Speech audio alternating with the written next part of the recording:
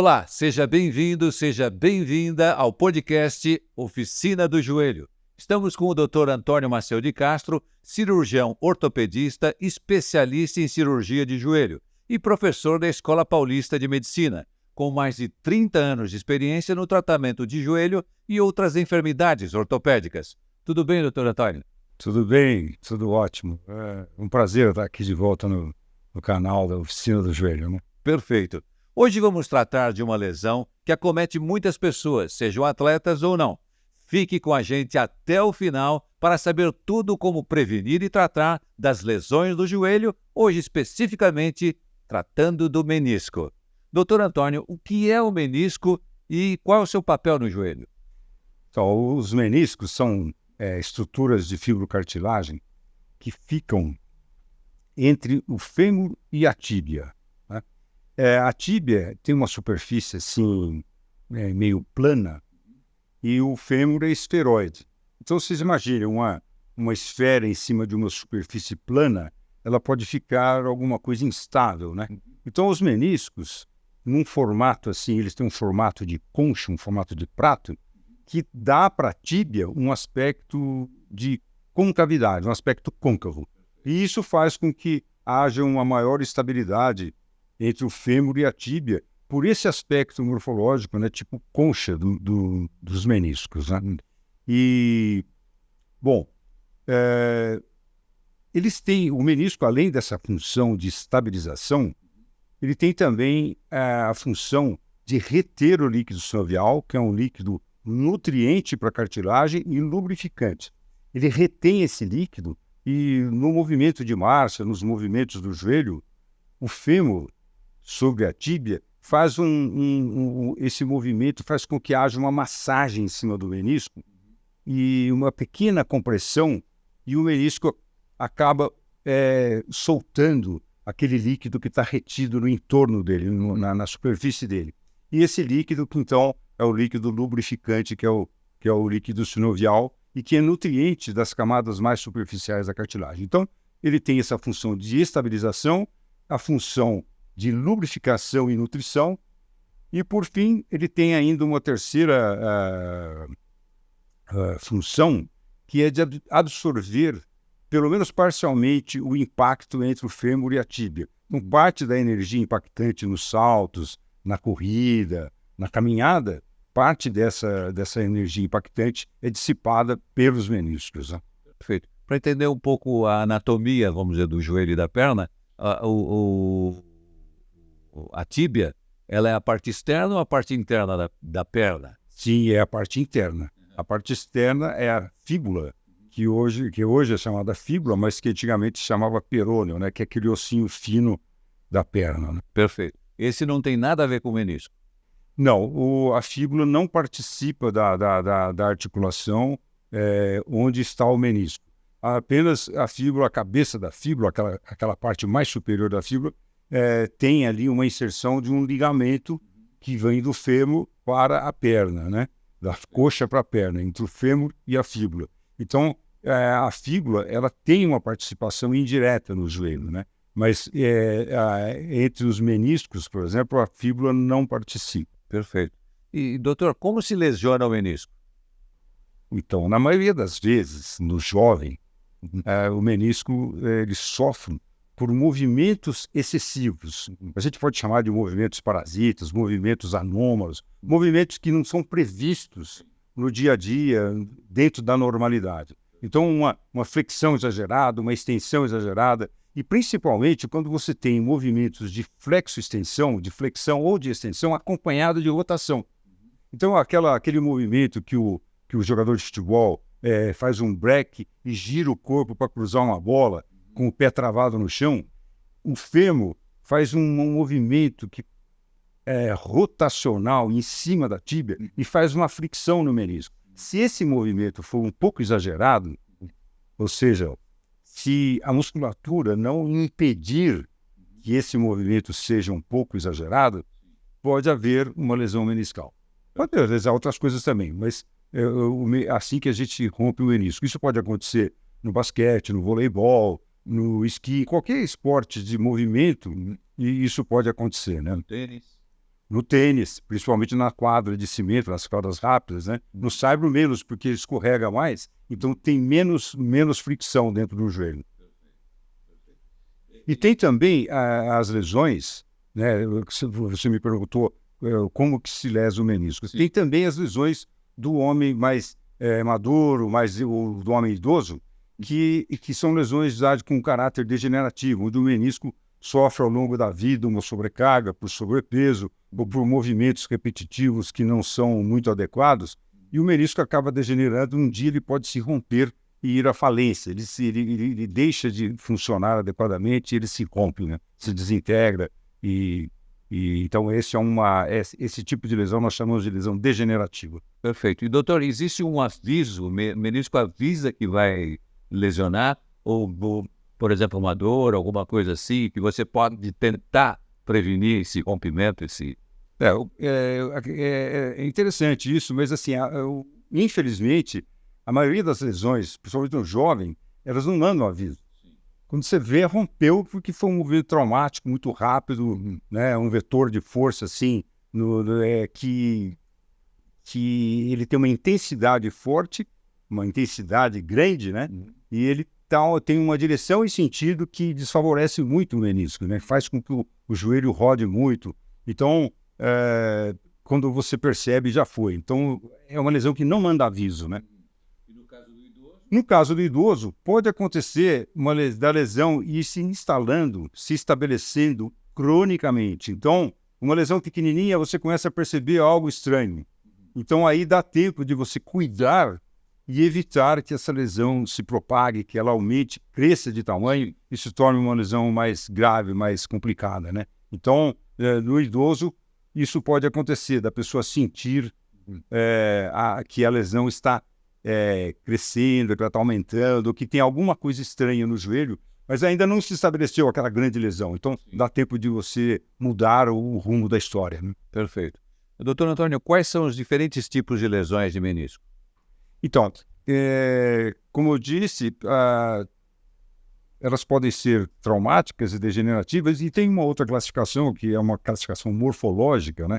Que, então, a gente divide essas lesões em lesões horizontais, lesões verticais, longitudinais, radiais. São tipos de lesão que a gente encontra quando a gente entra dentro do joelho ou quando a gente analisa a ressonância, a gente percebe que tipo de lesão é aquela. E tem também lesões que têm uma combinação dessas outras que nós chamamos de lesão complexa. Então, a pessoa pode ter um menisco totalmente puído, com uma lesão mais, vamos dizer assim, mais difícil, mais complicada de se tratar, né?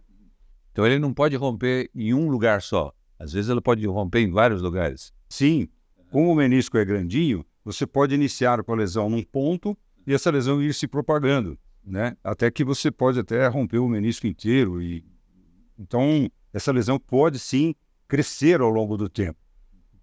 Principalmente quando você protela o tratamento, quando você não procura saber o que está acontecendo com o joelho, não procura um tratamento, você não sabe o que tem, então pode acontecer dessa lesão ir aumentando, né? Então é interessante tratar e fazer o diagnóstico precoce quando você sente uma coisa pequena, para impedir que essa lesão se propague, que ela aumente de tamanho e você venha a perder uma grande parte do menisco, senão às vezes perder até o menisco inteiro. Perfeito.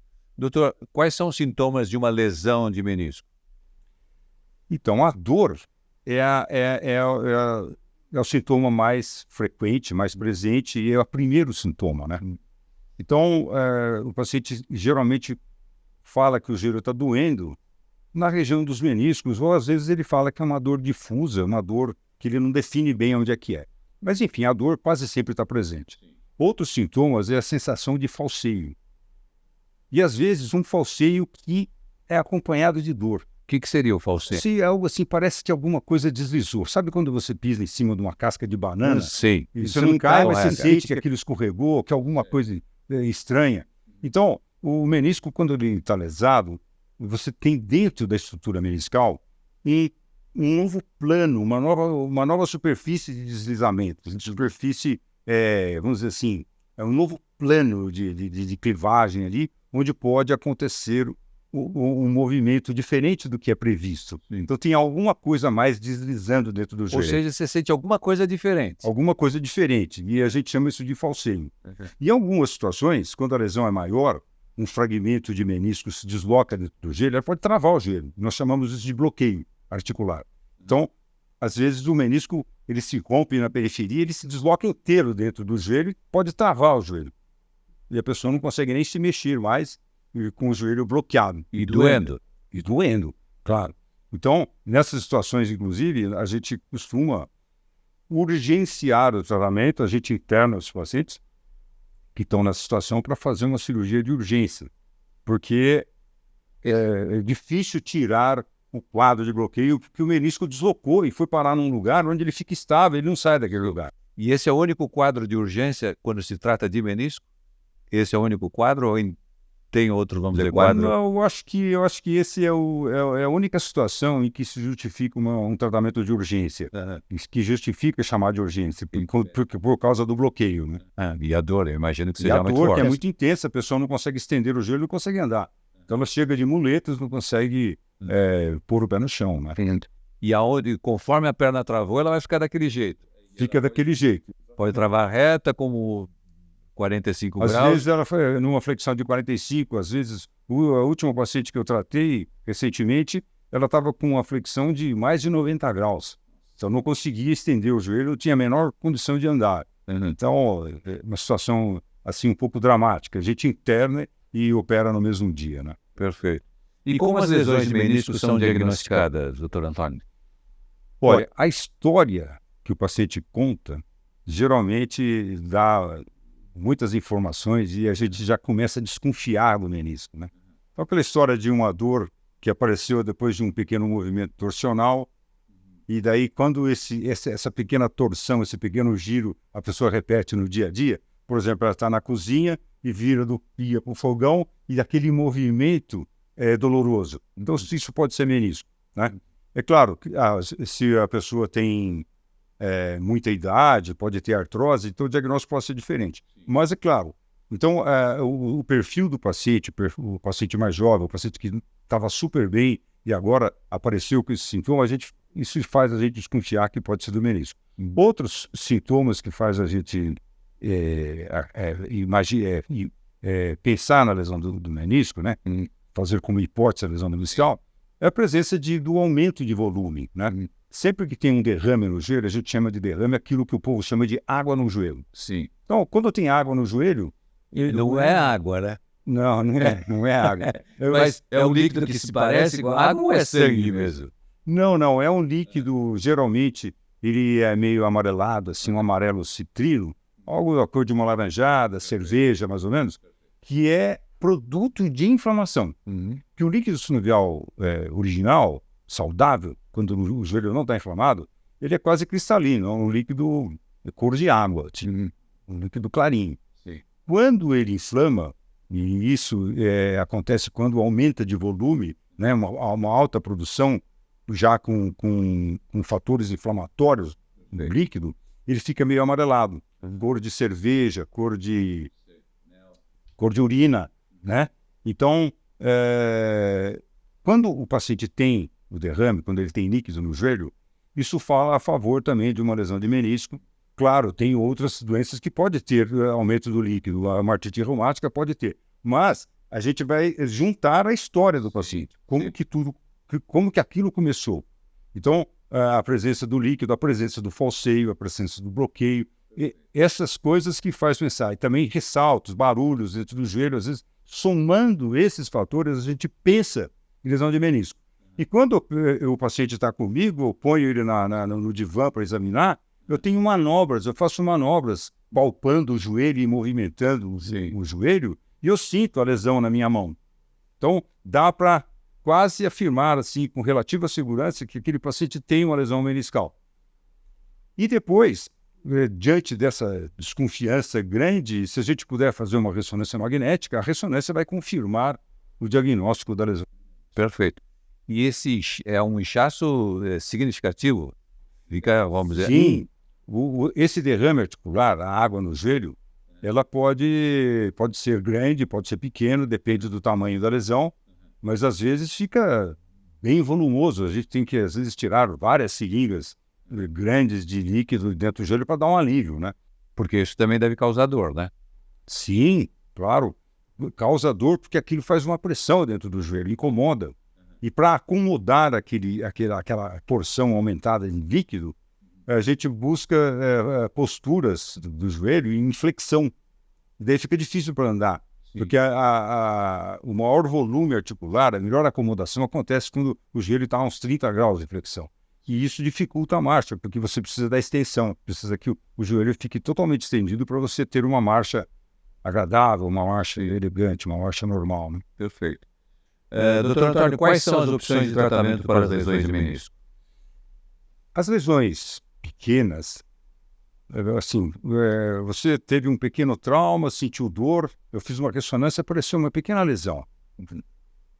Essas lesões, provavelmente, vão evoluir bem, elas podem até não cicatrizar, mas o quadro sintomático evolui para uma acomodação. Você para de sentir dor, você convive com aquela pequena lesão. Então, essa é uma possibilidade. Você tem uma lesão pequena que não causa grandes problemas. Aí tem um aspecto importante. Quando o paciente tem um aparelho muscular competente, quando a pessoa é forte, né, de asas forte, é mais fácil de conviver com uma pequena lesão. O problema acontece quando a pessoa perdeu massa muscular, quando tem sobrepeso e tem uma pequena lesão. Aquela pequena lesão pode ser de difícil convívio, mas não em função da lesão em si, mas pela circunstância do paciente de ser de ter uma musculatura fraca, incompetente para estabilizar, de ter sobrepeso, de ser um sedentário. Então, esse quadro, né, disfuncional é que torna a convivência com aquela pequena lesão difícil. Então, quando a gente pega um paciente assim, antes de indicar uma cirurgia para essa lesão, a gente tem que procurar fazer uma adequação desse quadro disfuncional. E isso pode ser também num jovem? Olha, isso pode acontecer num jovem, né? Porque hoje a gente, quer dizer, hoje, acho que sempre foi assim, né? Não sei te dizer isso, mas tem muitos jovens sedentários com sobrepeso. Sim. Então isso pode acontecer sim no jovem, né? A gente vê isso mais frequentemente no homem mais maduro, na mulher mais madura, mas pode acontecer no jovem também. É que o jovem ele tem um menisco mais resistente, né? O tecido meniscal é menos suscetível à lesão, né? Então, no homem maduro, isso já é mais... Porque eu imagino que um jovem com sobrepeso razoável fique esmagando o menisco lá, né? O fêmur fique macetando o menisco, imagino isso, né? Pois é, na verdade, assim, mesmo com o sobrepeso, o menisco não é para ser muito solicitado, a não ser nos movimentos excessivos. Só que no paciente que tem sobrepeso e tem fraqueza muscular, quando ele faz um movimento giratório,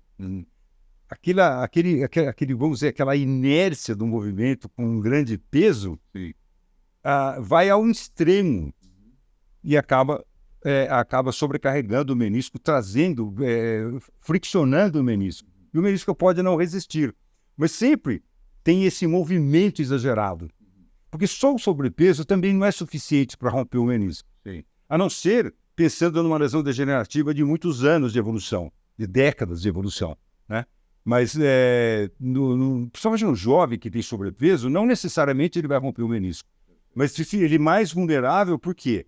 Porque quando ele faz um movimento, ele pode não conseguir administrar direito esse movimento. E tem acontecido muito isso agora com essa moda do beach tennis, que é um esporte legal, assim. Aliás, eu acho muito interessante quando surge assim, uma modalidade nova, que atrai novos, vamos dizer, participantes, pessoas que falam, não, agora eu quero fazer, achei o esporte que eu gostei. Por outro lado, muita gente que começa a fazer beach tennis, que não tem a musculatura preparada, mas acha que o beach tennis pelo próprio jeito o próprio nome, né? Beach, praia, alguma coisa assim, né? Você pensa, pô, esse esporte aqui é inofensivo, né? Mas não é, porque o pé trava na areia e o peso do corpo vai girar em cima, o fêmur girar em cima da tíbia e fazendo fricção no menisco. Então, esses movimentos excessivos é que são ruins para o menisco. Perfeito. E voltando para o tratamento, vamos dizer, das lesões do menisco, esse tratamento geralmente pode ser, vamos dizer, só com remédio ou tem que obrigatoriamente ser com cirurgia? Porque o doutor falou a respeito dessas pequenas lesões, né? Essas dá para conviver. Isso. E depois... O que é fundamental é dimensionar a lesão. E depois, associar esse diagnóstico da dimensão da lesão, você junta isso com o perfil do paciente. Você vai ver o que é possível fazer por aquela lesão, por aquele paciente. Porque a gente não deve pensar na lesão, eu tenho que pensar no paciente. O que eu vou conseguir com esse homem, com essa mulher? O que eu consigo fazer para conviver com aquela lesão? Se for uma lesão pequena e a pessoa tiver disposição para fazer atividade física, vai ser fácil tratar. Às vezes acontece de o paciente não conseguir fazer o fortalecimento, porque dói o jogo. Sim. Porque ainda é recente o trauma, ou porque ele está tão fraco e qualquer movimento fica difícil. Nessas situações, é interessante ter o suporte, o acompanhamento profissional de um fisioterapeuta. O educador físico é espetacular em muitas situações, na maioria das situações, mas em situações de lesão, o ideal é que o paciente faça com o fisioterapeuta. E nessas situações em que o paciente tem dificuldade para exercer a força, para fazer exercício, a gente pode entrar com algum remédio para amenizar a dor e fazer com que ele consiga fazer exercício. E aí a gente pode fazer uma infiltração no joelho de cortisona, ou um tratamento com cortisona sistêmica, o uso de analgésicos. Mas o que é importante é que a gente consiga colocar o paciente para fazer exercício. Porque o exercício físico é que vai corrigir a disfunção, que vai fortalecer a musculatura, tornar essa musculatura competente e ele vai conseguir conviver com aquela pequena lesão. Perfeito. Mas muita gente não acredita na fisioterapia, né? Isso é um problema, né? Muita gente não acredita que a fisioterapia consiga trazer resultado, produzir resultado. Isso acontece ou porque a lesão foi mal dimensionada, foi um erro diagnóstico, a lesão é pior do que parecia. Isso é uma possibilidade. Então aí não vai ter sucesso, né? Porque, na verdade, foi um erro de interpretação no dimensionamento da lesão. Sim. E outra situação é quando a fisioterapia é inadequada. Quando o terapeuta não faz aquilo que é o ideal para aquele paciente. E é interessante ter o perfil do paciente para saber o que é importante para aquele paciente especificamente. Sim. Sempre o tratamento físico, né, o fisioterapia, ela precisa ser customizada. Eu preciso pensar naquele paciente individualmente. Quais são as características dele? Então a gente pode fazer uma avaliação, um check-up de movimento, nós chamamos aqui de check-up de movimento, ou uma avaliação funcional, para ver com detalhes quais são as disfunções daquele paciente. Sim. E daí nós vamos contemplar essas disfunções, nós vamos tratar essas disfunções para que aquele paciente fique, vamos dizer, apto a conviver com aquela pequena lesão. Sim, perfeito. E o uso da cortisona funciona? Funciona. Funciona super bem. É claro que a gente não pode abusar, porque é uma droga, né? Eu faço tudo para não usar cortisona. Mas em situações de você evitar uma cirurgia, acho que ela se justifica. Entendeu? Então, o que eu quero é que o meu paciente evolua bem. Entendeu? Então, quando a gente faz uma opção por um tratamento, muitas vezes a gente não consegue escolher o que é melhor, mas a gente tem que escolher o que é menos pior. Entendeu? Sim. Então, uma injeção de cortisona, uma infiltração de cortisona com ácido hialurônico dentro do joelho, que evita um tratamento cirúrgico, eu acho que é interessante isso, né? Então, quando a gente tem alguma segurança e que a gente pode tentar isso, né? Nem todo paciente pode tomar cortisona. Sim. Se você tem um diabetes compensado, não vai tomar cortisona, porque aquilo vai subir a glicemia, vai dar problema. Mas, é claro, a gente tem que ver o paciente por paciente, o perfil daquele paciente que está na minha frente. Né? E essas drogas evoluíram bastante, né? Pensando, por exemplo, no antigamente, a época do Garrincha, por exemplo, que deve ter sofrido grandes infiltrações naquele joelho dele, né? Nossa, a história do Garrincha é comovente, até para quem sabe de detalhes, né? Porque ele tinha lesão de ligamento, tinha lesão de menisco, ele não conseguia jogar, né? Sim. A não ser com esses infiltrações, até com anestésicos para ele poder jogar, né? Então, foi uma história complicada, já que naquele tempo também não havia técnica cirúrgica para corrigir aquelas lesões que ele tinha, né? Era difícil aquilo, né? Então, o Garrincha sofreu bastante, não é só ele, outros jogadores. Né? Sim. Aquele é o icônico, né? Agora, e esses medicamentos evoluíram bastante, assim como também as técnicas e aparelhos para fazer a cirurgia, né? Sim, hoje a gente tem técnicas minimamente invasivas que facilitam muito, né? Que tem um pós-operatório bem mais tranquilo, né? A cortisona, hoje a gente tem um tipo de cortisona que tem uma ação mais local dentro do joelho, sem tanto efeito sistêmico.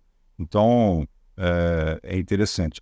Mas assim, eu estou falando da cortisona porque a gente pode, eventualmente, lançar a mão do uso dela, mas acho que na maioria das vezes não é necessário usar cortisona. A gente consegue colocar o paciente na fisioterapia e fazer um tratamento clínico sem precisar de usar drogas, né? Perfeito.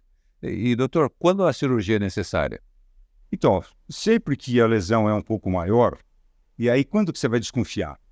Por exemplo, os pacientes que têm falseio, que têm bloqueio, que têm água no joelho, essas condições já falam a favor de que o tratamento clínico não vai funcionar. É provável que esse paciente vai precisar de uma cirurgia. Então, você pode até tentar para cair a ficha na cabeça do paciente, para que ele se acostume com a ideia. Mas se você já avisa, nós vamos tentar, mas é possível que a gente não tenha sucesso e que tenha que operar. E sempre que também que você tenta um tratamento, você está acreditando que vai funcionar, mas não funcionou. Então alguma coisa está estranha. Ou houve um erro diagnóstico, porque a imagem da ressonância nem sempre, ela não é 100% fiel. Tem lesões que são maiores do que aparece na ressonância. Porque a gente usa a ressonância para a gente dimensionar a lesão, porque na mão a gente não consegue dimensionar. Então, a lesão às vezes parece pequena, mas não é tão pequena. Quando a gente vai fazer uma cirurgia, a gente percebe às vezes que a gente estava enganado. Quando abre, a gente vê que a lesão era maior do que parecia, né? Então, puxa vida, realmente esse paciente tinha razão em todas as queixas que ele tinha, entendeu? Então, às vezes a gente percebe que errou o diagnóstico, a ressonância, vamos dizer, dificultou ou não mostrou adequadamente a imagem, né? E é claro, quando você tem falseios, bloqueios, né? Quando o paciente que tem bloqueio, quase que 100% das vezes o tratamento é cirúrgico, porque se um menisco deslocou lá dentro, ele vai deslocar de novo. Então você não vai permitir que o paciente vá esquiar na montanha e bloquear o joelho lá na montanha. Ele vai fazer um trek e daí ele torce o joelho no trek e fica lá, tem que ser recolhido de helicóptero. Entendeu? Então, o paciente que tem bloqueio, é claro que você já vai indicar cirurgia muito mais precocemente e resolver a coisa muito mais fácil. Né? Perfeito. E, doutor, o que se faz na cirurgia? Como é feita? Como você faz a cirurgia? Aí a gente assume aquela a gente veste a camisa do artesão, né? Então, o que a gente pode fazer? Como o menisco é importante, como eu disse, né? A gente procura preservar o máximo possível de tecido meniscal. Se possível, eu aproveito ele inteirinho. Por exemplo, uma lesão vertical periférica, eu vou costurar. Somente se for um jovem, né? Porque ele tem a vida inteira pela frente, eu vou fazer tudo para salvar o menisco. Sim. E hoje a gente tem recursos de reparo meniscal, para costurar o menisco, recursos assim fantásticos. Hein?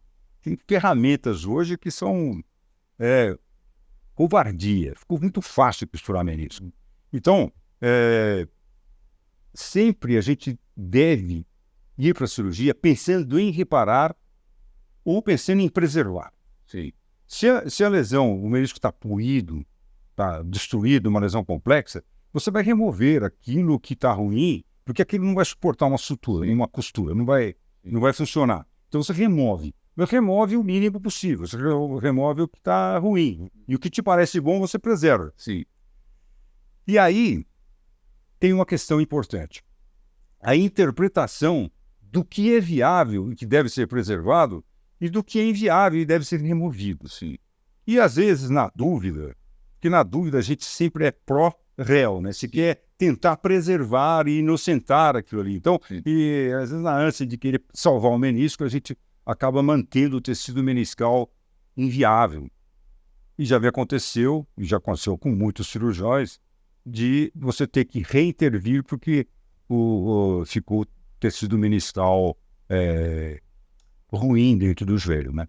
Agora, modernamente, com o advento da artroscopia, que a gente consegue examinar o menisco com um aumento, a gente tem uma visão tão clara da anatomia, da morfologia da lesão, que a gente consegue, com muita segurança, falar esse tecido é viável, isso é viável, aquilo não é, e remover tão somente aquilo que não vai funcionar, que não vai cicatrizar, né?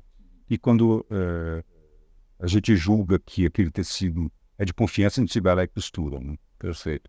E, doutor, não existe uma espécie de prótese para o menisco? Olha, por enquanto a gente ainda não tem isso. Um dia nós vamos construir menisco com célula-tronco, nós vamos ter menisco com nossas próprias células. A gente vai ter essa alternativa. Nós vamos ter moldes para moldar o tecido que foi cultivado e ter um menisco para substituir. Existe transplante de menisco, que a gente usa menisco de cadáver, mas é muito pouco utilizado. Eu acho que se fosse o meu joelho, por exemplo, eu nem ia querer um menisco de cadáver. Eu prefiro ficar sem menisco do que ter um menisco transplantado. Assim. Então, a gente ainda, por enquanto, não tem uma prótese de menisco na prateleira para tirar e colocar lá no... Perfeito. E você disse que costura, e ela tem essa característica, porque eu fico imaginando o menisco como uma cartilagem que é uma coisa mais dura, mais, vamos dizer, mais... A consistência da fibrocartilagem meniscal é uma consistência de asa de nariz, lobo de orelha. Assim, essa cartilagem, quem come feijoada, orelha de porco, por exemplo, a orelha do porco tem aquela esqueleto de cartilagem, né, aquela fibrocartilagem. É mais ou menos como aquilo lá. Então, é fácil dar ponto naquilo e costurar. O que acontece às vezes é que a costura pode não ficar muito firme, muito estável. Então, tem acontecido também, eu tenho visto casos aí, tenho recebido casos de pacientes que foram costurados por outro cirurgião que costurou o menisco e perdeu a costura, ele tem que ir lá e remover aquilo, né, porque não funcionou. Né? Mesmo comigo já aconteceu de eu costurar o menisco na ânsia de querer salvar a qualquer custo. Porque atualmente também, como tem tanto recurso para costurar, a gente tem reparado muito no menisco. Mas alguns não vingam, né? E a gente acaba depois tendo que remover aquela costura do reparo. Né? E não é absorvida, então, essa linha? Não é absorvida. Como na pele? Não, às vezes eu já usei fio absorvível, mas ele demora para ser absorvido, porque eu não tinha outro fio no momento e eu acabei isso. Mas assim, a gente tem fio de alta resistência, inclusive a gente chama assim, fios de alta resistência, que não são absorvíveis, que vão ficar lá a vida inteira estabilizando o menisco. Perfeito. E qual é o prejuízo com a perda parcial do menisco, doutor Antônio? Então, como ele tem aquelas funções, né?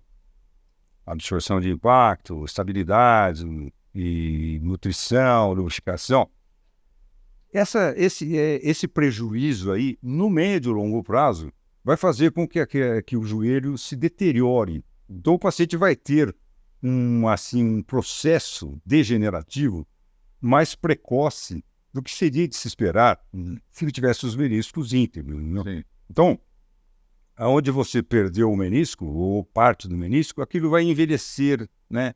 Falando numa linguagem mais simples, aquilo vai envelhecer um pouco mais rápido. Sim. Né?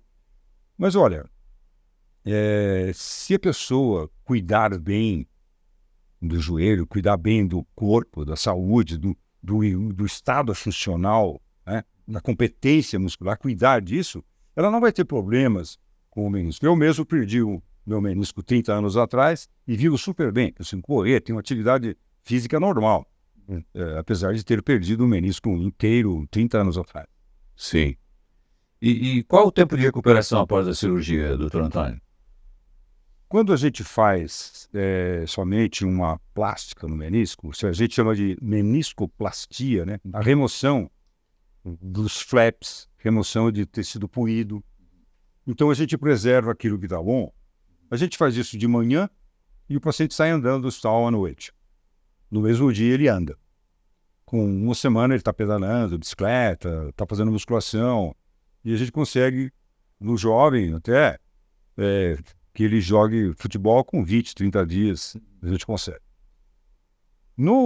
Quando a gente faz o reparo, que a gente quer aproveitar o menisco, daí é necessário um tempo maior de resguardo.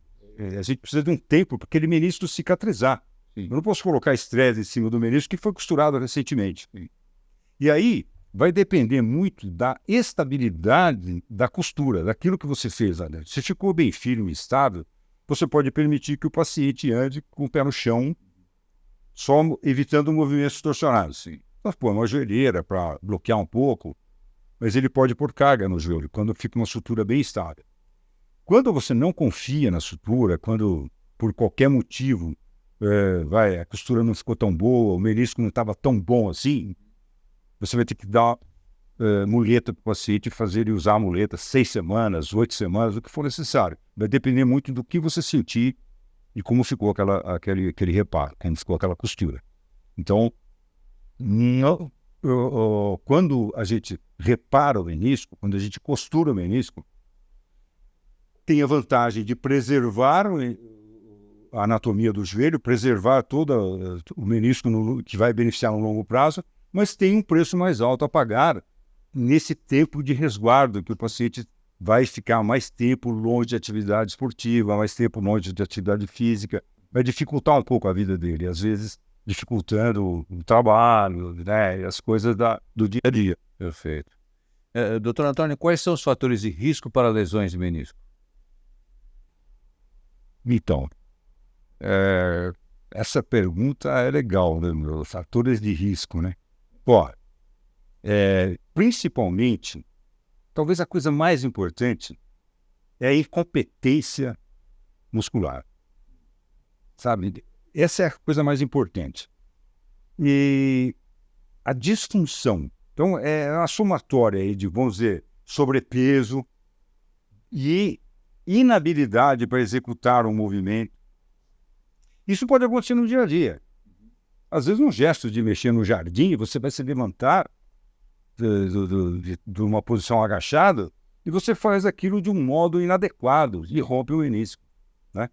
E aí as práticas, por exemplo, você vai esquiar, então o que eu te aconselho? Você fala, eu vou esquiar a primeira vez, você vai pegar um professor e vai ficar uma semana aprendendo a esquiar. E é legal, porque os professores lá na estação de esqui na montanha, eles ensinam passo a passo, de modo que você passa, depois você vai esquiar com segurança. Você não vai se machucar, é muito seguro isso. Mas você tem que enfrentar isso, você tem que aprender o gesto. Sim. Então, o aprendizado do gesto esportivo é fundamental. Então, o cruzar uma bola, fazer um break, entendeu? Todos os gestos que são próprios de uma atividade esportiva, eles precisam ser automatizados, eles precisam ser executados de modo adequado, de forma que ele não cause estresse nas nossas estruturas, no nosso menisco, no nosso ligamento. Então, o aprendizado do gesto esportivo é fundamental. Aliás, é um fundamento, né? Aqueles fundamentos que como você vai matar uma bola, como você vai fazer um cabeceio, como que você sobe, como que você aterriza. Sim. Então, o jogador de basquete que sobe no bloqueio, né, de vôlei que sobe no bloqueio, ou de basquete que sobe no rebote, por exemplo, ele tem que estar preparado para a hora que ele aterriza, o pé dele pode estar em cima do pé do outro jogador. Então ele tem que saber dominar isso. Então esses movimentos têm que estar internalizados na cabeça da pessoa, de tal modo que ele não vá proporcionar estresse para o menisco. Memória muscular, né? E isso, a memória muscular, a memória neuromotora, né? A pessoa tem que estar competente para fazer as coisas, né? Desses esportes, você tem ressaltado sempre o esqui. Eu acho que o esqui é o que mais, vamos dizer, solicita a articulação do joelho, né? E, por conseguinte, o menisco, né? Se a gente considerar, assim, a prática do esqui e a prática do futebol, mas se a gente fizer uma ponderação em relação ao número de horas de exposição, o número de pessoas que praticam, o esqui é perigoso. Porque as pessoas chegam lá e não fazem o aprendizado adequado. Mas se a gente for considerar estatisticamente, o futebol ganha disparado, né? O que mais machuca é futebol disparado. Então, no nosso meio, o futebol é o que mais faz lesão meniscal, sem dúvida. Perfeito. E existe, vamos dizer, a questão de gênero? O homem machuca mais do que a mulher ou não? Olha, porque o homem pratica mais, a gente vê muito mais lesão em homem. Mas a suscetibilidade da mulher é maior do que a do homem. Se a gente considerar todas as outras variáveis fixadas, né? Sim. Principalmente, a mulher fica mais vulnerável no período ovulatório. Então é interessante, inclusive, a sua pergunta é boa, posso encaixar isso, né? Que quem pratica, mulheres que praticam futebol, ou que programou que vai esquiar na montanha, é interessante fazer um ciclo anovulatório. Pelo menos naquele mês, ou naquele campeonato, tomar pílula para evitar a ovulação, porque o período ovulatório, a suscetibilidade aumenta muito. Né? Então, se a gente considerar, por exemplo, o período não ovulatório, comparando com o período ovulatório, o risco aumenta muito significativamente. Em algumas amostras, chega a ser 8 vezes maior o risco. Então, quer dizer, 8 vezes maior significa 800% mais chances de uma lesão, né? Isso seria por causa dos hormônios e influenciando, por exemplo, o líquido sinovial? Influenciando todo o comportamento dos tecidos ligamentares que ficam mais permissivos, né? Perfeito. Doutor, como as lesões de menisco podem ser prevenidas? Então, uma das coisas que é assim, fundamental é, como eu disse, a competência muscular, então o condicionamento físico. Isso é fundamental para você prevenir, né? Você evitar que aquilo aconteça. E o aprendizado do gesto esportivo.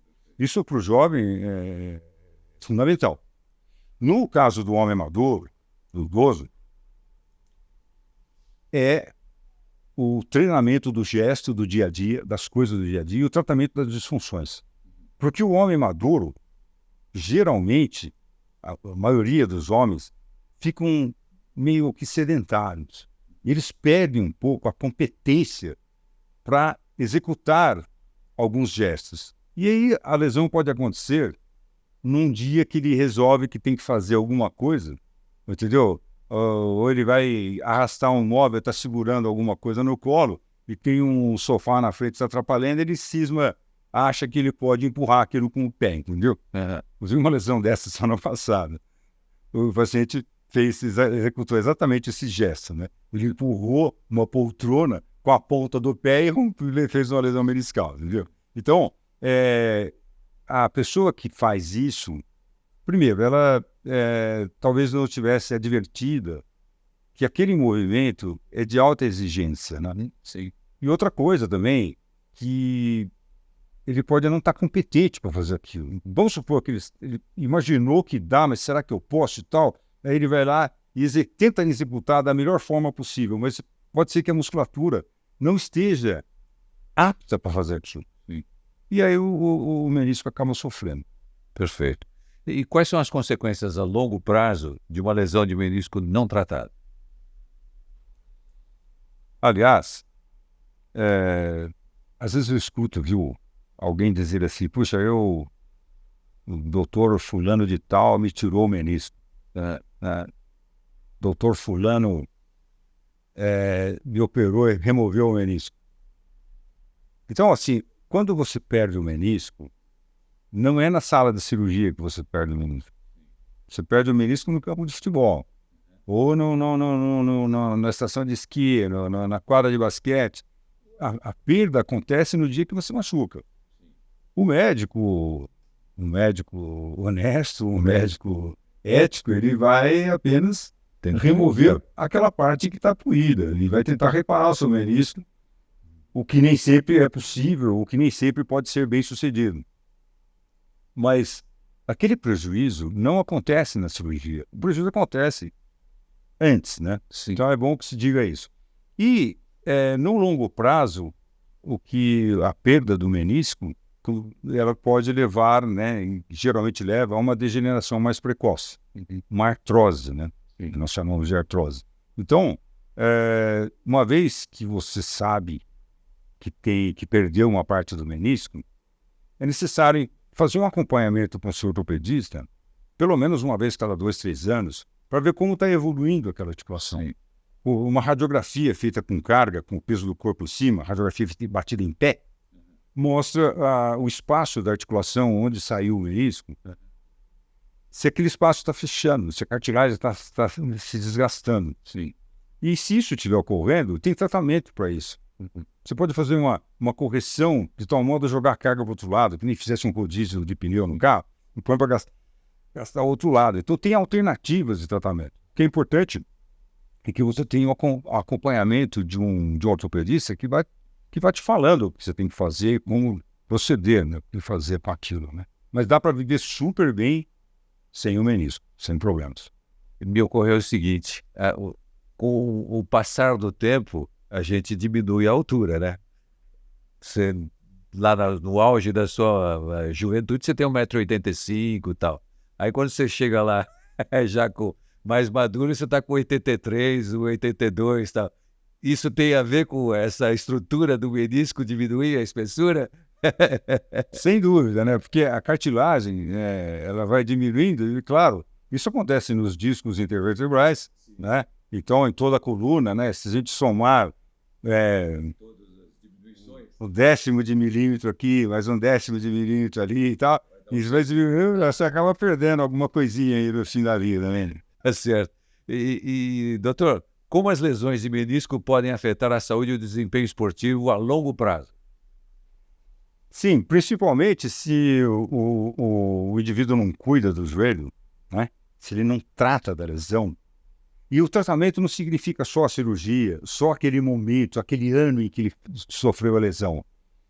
O tratamento é da pessoa, é no longo prazo, cuidando sempre, né? Eu costumo dizer que os programas de atividade física, eles têm que ser customizados. Né? E a pessoa tem que fazer exercício com caráter terapêutico. E para cada lesão que a pessoa tem. Porque ela tem uma lesão no ombro, outra no quadril, outra no joelho, outra no tornozelo. Então ele tem que contemplar isso no programa de atividade física. Né? E se ele fizer isso sempre, cuidar do corpo, né? Vamos dizer, da compleição, né? Daquela relação pôndero-estatural, não se permitir ficar com grande sobrepeso, né? Cuidar da saúde, né? Como um todo, usar a atividade física a seu favor, né? Usar a atividade física como remédio. Então, essa pessoa não vai ter problema. No longo prazo, ela perdeu o menisco 20 anos atrás, aos 70 ela está jogando bola, está jogando tênis, está jogando golfe, está se divertindo, esquiando, da mesma forma. Entendeu? Então, se a pessoa se cuida, ela não terá problemas. E, aliás, é bom que fique claro também que as pessoas que não se cuidam, mesmo tendo o menisco íntegro, pode ter uma disfunção depois e não conseguir, né? Sim. Tem muita gente aí que tem todos os meniscos, nunca teve lesão, né? Não consegue sair da poltrona, né? Entendeu? Por falta de atividade, por falta do sedentarismo. E aí, a falta de atividade física acaba trazendo problemas metabólicos, né? Então a pessoa pode desenvolver outros problemas decorrentes do sedentarismo. Sim. Perfeito, doutor. Agora, para finalizar, uma mensagem para aqueles que estão nos assistindo naquela câmera lá. Bom, mensagem talvez importante relacionada com o menisco, né? É importante saber, se você tem uma lesão, é importante saber que tipo de lesão, dimensionar a lesão e tratar da lesão, né? E se o seu ortopedista falar que é melhor operar, se você tem confiança no seu médico, eu acho que você deve aceitar a cirurgia e operar. Mas é claro, sempre você pode tentar. Se você nunca teve água no joelho, nunca teve bloqueios, vale a pena tentar um tratamento clínico, né? Mas é sempre interessante ter o diagnóstico. Não esperar muito para ter o diagnóstico, porque esse menisco pode acabar piorando, né? Então, eu acho que essa é a coisa central. E outra coisa importante é a atividade física. Manter o status funcional adequado, né? Força muscular, competência muscular para as tarefas do dia a dia, para os movimentos do dia a dia. Que, só como exemplo, né? Às vezes um movimento de sair do carro, que é um pouco mais baixo, pode ser traumático para o menisco. Então você precisa estar apto para fazer isso, precisa ter músculo para fazer isso, né? Muito bem. E assim encerramos o podcast Oficina do Joelho com o Dr. Antônio Maceu de Castro. Nos vemos no próximo episódio. Tchau!